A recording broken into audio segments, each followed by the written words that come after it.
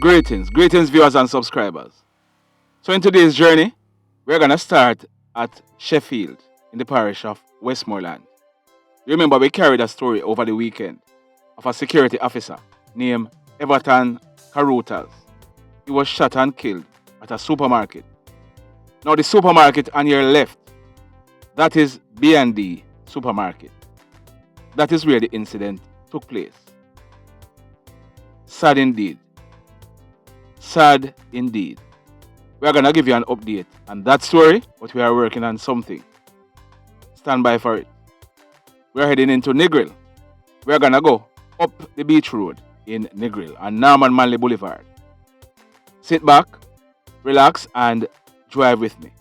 Now, in this morning's video, we asked for a photograph, and we did get a photograph. That murderer that you are seeing on your screen, his name is Omar Bennett. He's popularly known as Big Shot.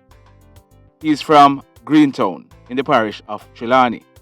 Now, Big Shot, he's the man who is wanted for the death of Miss Garcia Williams. She was popularly known as Julie, and she was 41 years old. She was a farmer, and she lived at Mendestown in the parish of Trelawney. So look on the screen properly.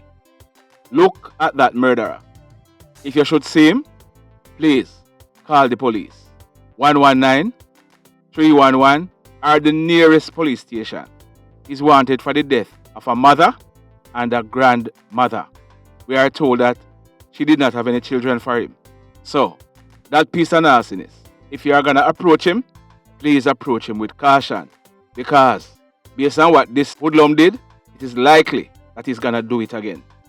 Big Shot, you need to turn in yourself to the police. You are wanted. No. Remember, like and share the videos. Drop your comment in the comment section. This morning, we brought you part 1. We told you that woman detective Sergeant Tamica Dunkley, she had promised that she will be doing up to part 5. We are now at part 2. We want you to listen carefully to what this woman detective sergeant is saying and drop your comments in the comment section below. Also, ensure that you hit on the like button. Ensure that you subscribe to the channel if you have not yet subscribed. As also, remember to go over to our backup page, PNL Vlogs TV, and subscribe. Because persons are reporting some of our videos. We are going to tell you some more about it. But that's for another video. Let's listen to what Woman Detective Sergeant Tamica Dunkley had to say. No, the second accelerated promotional program that I went on was the High Potential Detective Training Program. And this program, successful members would be promoted to the rank of Detective Inspector.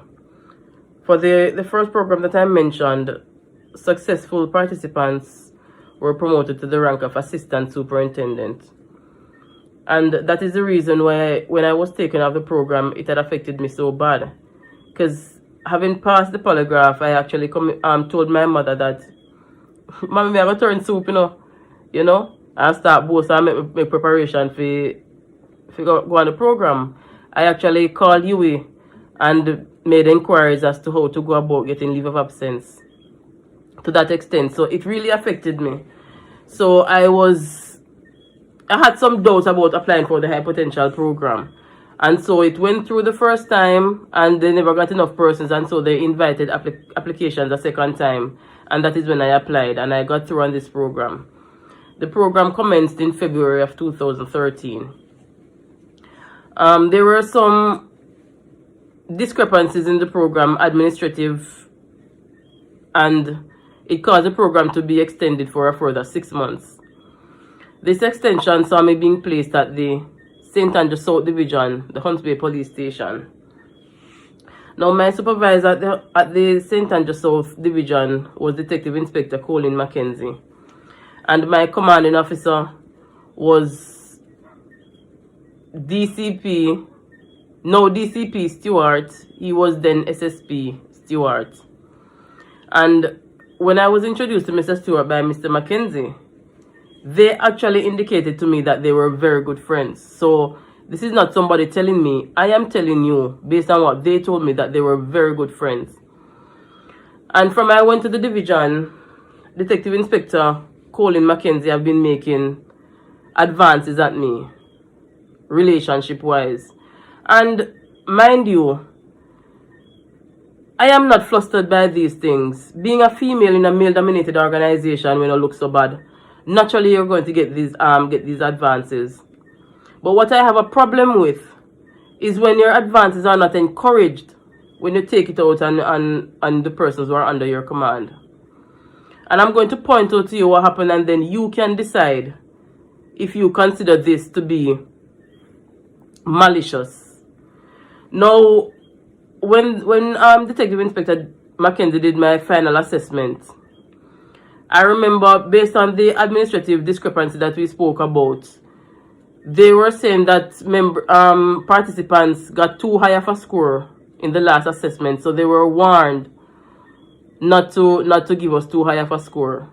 So when he did my assessment, I got 76%, which was actually considered to be high at the time. 2 weeks later, when I was on leave overseas, I was told by other members that a second assessment was being requested for the same period. That surprised me, because I know that we never did anything further. So why would we need to be assessed further? And I never paid it any mind, because I know that I was not there to sign any assessment, so I was not worried.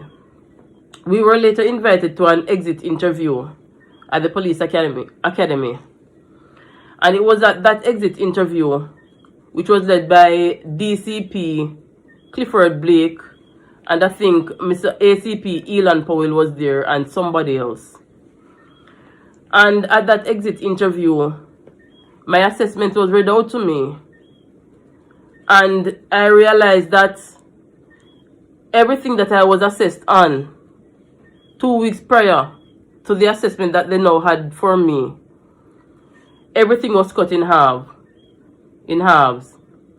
So the number of cases that I investigated was cut in half, and the number of clear-up also was cut in half. And this was done by Detective Inspector Colin Mackenzie. Now, if there were a lot of persons under his command at this point, I can understand him making those errors. But it was just 2 persons who were to be assessed on this program. And the assessment that went to the commanding officer, Mr. Stewart, it never had my signature on it. And those assessments must have the assessee's signature to show that they agree with the score that was given. And instead of Mr. Stewart asking why my signature was not on the file, on the assessment, he went ahead and said that I was not recommended for a promotion.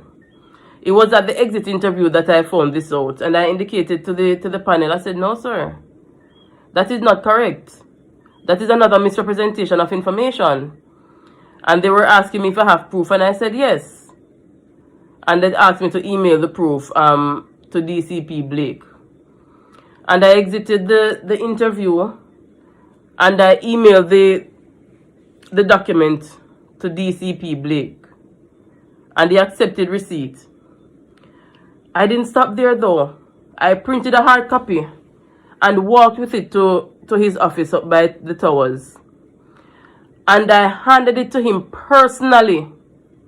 And when I gave him and he perused it, him cuss a bad word, and him said, look how me tell these people to do due diligence, and at this them do. And him said, Miss Taylor, I'll deal with it. The other persons who were recommended for a promotion, and I indicated to him, I said, sir, I am not saying that with this result I want Mr. Stewart to recommend me. What I'm saying is, present this result, present the accurate assessment to Mr. Stewart, and then let him decide if I am to be promoted. Because that assessment that was presented, it would show that I performed way below the other person who was there. So naturally, I wouldn't expect him to recommend me. So that is all I was asking for. Give him the chance to do a fair assessment of me. And the persons who were recommended at that stage were promoted. And no matter how much checks, or how many checks I made to find out why I was not promoted, nothing same way. I remember the group eventually took the matter to court, and eventually it went to a point of mediation. And when this present commissioner took office, Mr. Anthony Anderson, he indicated that all the remaining persons on the program must be promoted once there is nothing adverse against their names. And our promotions were dependent on 3 things: a work worth and conduct report, a recommendation from the division, and a PMAS, a completed performance management appraisal system form. And my PMAS, the score for my PMAS was 91.5%. My work worth and conduct was excellent, and I still have a copy of it. And I had an excellent recommendation from the division. Those were the 3 things our promotions were dependent on. And it was on the 2nd of December 2018 that I got word that my name was not on the list of promotion. And I was supposed to go on leave on the 4th of December. And I went up to CIB HQ on the 3rd of December. And I made inquiries as to why my name is not on the list of promotion. And I was directed to ACP Sutherland. When I went to ACP Sutherland, he told me, "Miss Taylor, I can confirm with you that your name is not on the list for promotion. But as to the reason, I cannot say." He said, "What I can tell you is that there's absolutely nothing adverse against your name." He said, "Because I don't know of the reason why your name is not on the list, I'm going to bring it to DCP Stewart and see if he can shed some light on it." And he went out the office, and he went to, well, I'm assuming that he went to DCP Hayes' office. And then he came back and told me that we're going to his office. And when I sat before DCP Hayes, I told him, I said, "Sir, I'd like to know, having met all the requirements for a promotion, why my name is not on the list for a promotion." He told me that it's either administrative or a polygraph. I said, "Sir, first of all, polygraph was never part of the high potential program. And if it is administrative, why is it not on my file?" And it was at that point that I went in detail about what took place on the NAP, everything that I outlined in the first video. I told him of this. And I said to him, "Sir, why is it that I am at this level and no one is able to tell me definitively why my name is not on the list for promotion?" He started to get not angry, but, flustered, short-tempered. And he said, "But Miss Taylor, may I tell you, say, either administrative or polygraph?" So I said, "Yes, sir, but for you to be telling me either or, it simply means that you don't know. And at this point, I would like to know." And that was when ACP Sutherland told me that he was going to make certain checks and get back to me. He later contacted me to say that this is nothing official, but he would advise me to do a second polygraph interview. I said, "Sir, I am very uncomfortable about doing another polygraph interview because I don't trust the polygraph system in the JCF." And I also penned an email to him and outlined to him, outlining what took place with me and the NAP program as I outlined in the first video, and expressed to him that that is the reason why I don't trust the polygraph system in the organization. And I kept pushing. I kept wanting to find out, why am I not being promoted? Why my name is not on the list? There's absolutely nothing adverse against me. I met all the requirements. And why my name is not on the list? I was not getting any answer regardless of where I go to. And I go to all the persons I could go to. That's why when I tell you that all persons in high command, or most persons in high command, will know of my situation, because I speak to everybody who would give a listening ears. And that is when I eventually went to the commissioner's office and said I was going to lay in wait for him. And I was told that he was at a meeting at the 3rd floor, and I sat at the door and said I was not leaving here until I see him come out. And I don't know how they hide the commissioner from me, but they eventually told me that he went downstairs and I had to go to the 2nd floor. And they told me to go to SP Wood. When I went to SP Wood and told her that I would like to have dialogue with the commissioner, she said that I can't do it that way. Before I say this, I should inform you that from this commissioner took office, 1 month after he took office, I applied to have dialogue with him. And 2 years later, when I keep calling to check on my application, each time they keep telling me that my file is still being vetted, my file is still being vetted. And when I ask them the things that are outstanding, when I check the agencies that they said the files are outstanding from, the agencies indicated that they submitted those files from a year before. So that is why I decided to lay in wait for the commissioner, because every chance I try, every attempt I make, or every attempt that was made to have dialogue with the commissioner was blocked. And she told me that she would have to bring me to DCP Stewart. I said, ma'am, DCP Stewart cannot help me. I have spoken to DCP Stewart on numerous occasions, and DCP Stewart cannot help me. The only person who can help me at this point is the commissioner. She insisted that she cannot just bring me to the commissioner like that. I still have to speak with DCP Stewart. And I met with DCP Stewart in the presence of Mr. ASP Raymond Wilson and SP Wood. And at the meeting, Mr. Stewart said, Tamica, your PMAS is excellent. Your work worth and conduct is excellent. You have an excellent recommendation from your division. Bear in mind, those were the 3 things that our promotions were dependent on. And he admitted that I met those requirements. He said the only thing that is stopping you from being promoted is your polygraph. And if you don't do your polygraph, you'd not get promoted to go do your polygraph. He said, sir, with tears in my eyes, I said, sir, why am I being asked to do a polygraph? And Mr. DCP Richard Stewart, who is in charge of admin, he looked at me in the presence of ASP Wilson and SP Wood and told me that the reason I am being asked to do a polygraph is because the system is showing that I failed one. Mind you, ladies and gentlemen, this is the same polygraph that the commissioner told me that I failed in 2011. That I told every member of High Command about at every different interval, so they know about it.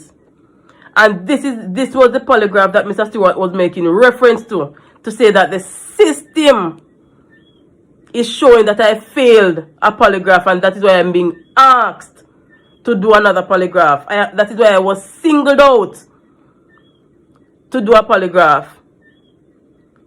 And it is after that that I met with the commissioner. And the commissioner could read my polygraph results and tell me that I never failed it. Blessed love, everybody.